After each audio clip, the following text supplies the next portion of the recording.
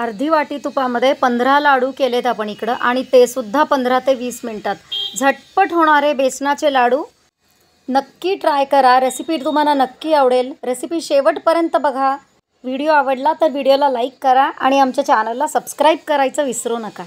2 वाट्या बेसन आहे. हे 1.5 वाटी पिठी साखर आहे. बेसन मी चाळून घेते.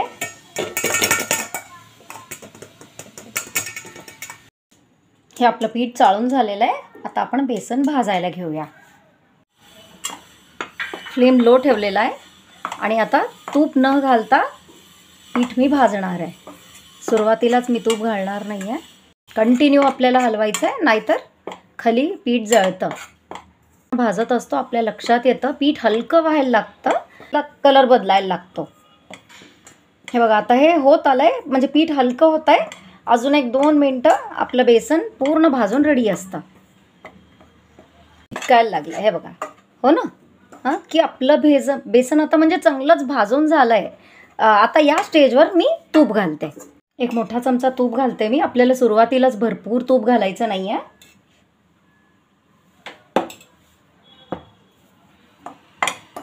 घालायचं आहे आता आपण. हे भाजताना हातालाही जड पडत नाही हे,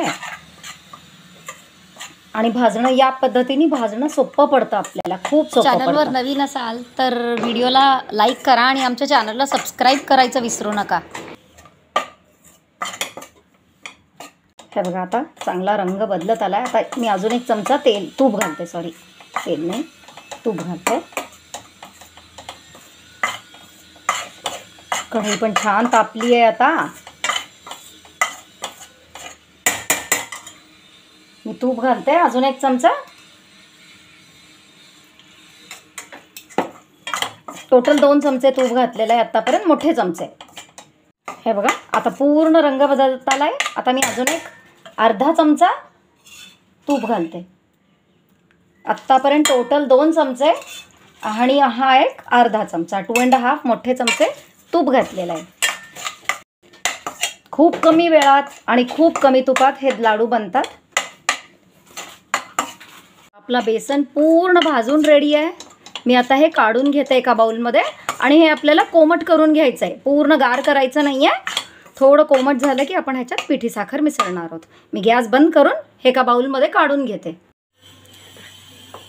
आपलं बेसन मी एका बाउलमध्ये काढून घेतली आहे. हे आता मी थोडं हलकं गार होऊ देते. त्याला पूर्ण थंड करायचं नाही आहे आपल्याला.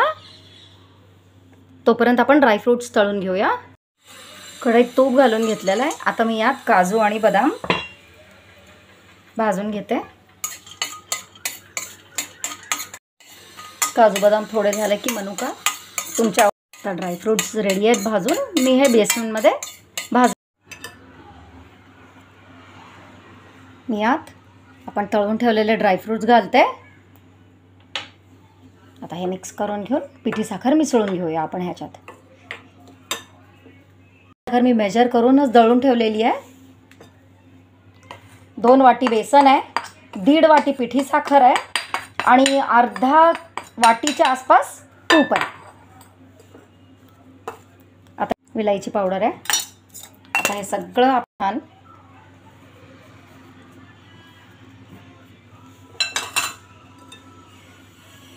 खूप कमी तुपामध्ये, लागलं तर आपण एखादा चमचा लाडू बांधताना तूप घालता येतं.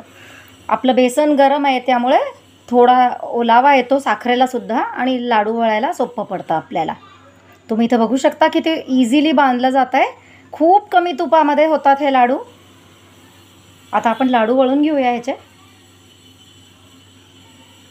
तुम्हाला पाहिजे त्या आकाराचे, पाहिजे त्या साईजचे आपण लाडू करू शकतो, लहान मोठे.